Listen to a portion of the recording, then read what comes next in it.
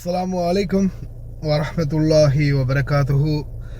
அன்பார்ந்த அனைத்து உறவுகளுக்கும் இனிய மதிய வணக்கம்.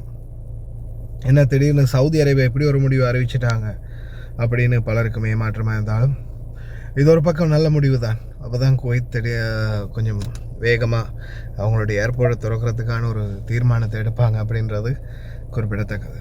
இப்போ அராப் டைம்ஸில் வெளியாகின தகவலின் அடிப்படையில் குவைத்தில் உள்ள இந்திய தூதரகம் இந்திய குடிமக்களுக்கான சவுதி இடைவெளி விசாக்களை வழங்கும் சேவையை உடனடியாக நிறுத்துவதாக அறிவித்துள்ளது. இதற்கு முன்னர் இந்த சேவை தூதரகத்தின் மூலமாக வழங்கப்பட்டு வந்தது. கடந்த ஏப்ரல் 15, 2026 அன்று வெளியிட்ட ஒரு அறிவுறுத்தலின்படி சவுதி அரேபிய இராச்சியத்தில் வரவிருக்கும் ஹஜ் பருவம் காரணமாக இந்த தடை அமலுக்கு வருகிறது. மறு அறிவிப்பு வரும் வரை முந்தைய ஏற்பாட்டின் கீழ் சவுதி இடைவெளி விசாக்களுக்கான எந்த ஒரு கோரிக்கையும் இனி ஏற்கவோ அல்லது செயல்படுத்தவோ மாட்டோம் என்று தூதரகம் தெரிவித்துள்ளது.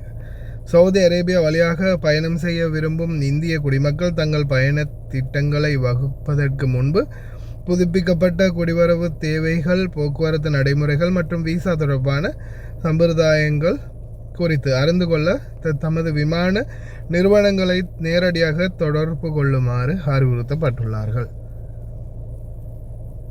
எனவே சவுதி அரேபியாவுடாக போகிறது சாத்தியமில்லை அப்படின்றத கன்ஃபார்ம் பண்ணிட்டாங்க. உங்களுக்கே தெரியும், ஹஜ் சீசன் வருது. ஹஜ் சீசன் வரதால் நிறைய பேர் இந்த விசிட் விசாவில், டிரான்சிட் விசாவில் அப்படின்னு உள்ளே வந்து இல்லீகலாக ஹஜ் செய்கிறதுக்கான முயற்சிகளில் ஈடுபடுவாங்க. அது மட்டும் இல்லாமல் இல்லீகலாக ஹஜ் செய்கிறதுக்கோ அல்லது சட்டவிரோதமாக உள்ள நுழைந்தாலோ சவுதி அரேபியா பெனால்டிஸ் 1,00,000 ரியால் ஹஜ் பெர்மிட் இல்லாமல் ஹஜ் செய்து பிடிபட்டால் 1,00,000 ரியால் அபராதம் விதிக்கப்படும் அப்படின்னு தெரிவிச்சிருக்கிறாங்க. பார்க்கலாம், இது ஒரு நல்ல விடயம்தான். அப்போ தான் குவைத் ஏர்போர்ட்டை சீக்கிரமாக திறப்பாங்க. அதே மாதிரி நான் கடந்த நாட்கள்லையும் உங்களுக்கு வீடியோன்னு போட்டிருந்தேன். அதை நீங்கள் பார்க்கலைன்னா இப்போவும் பாருங்கள்.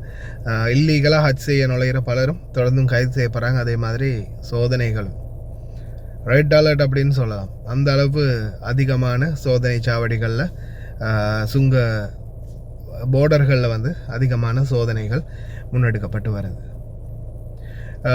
நீங்கள் உங்களுடைய டிக்கெட் ஆஃபீஸுகளில் கதைத்து இதுக்கான தீர்வுகளை பெற்றுக்கொள்ளலாம். அதே மாதிரி இலங்கையர்களை இதை மென்ஷன் பண்ணலை அப்படின்றதும் குறிப்பிடத்தக்க ஒரு விடயம்.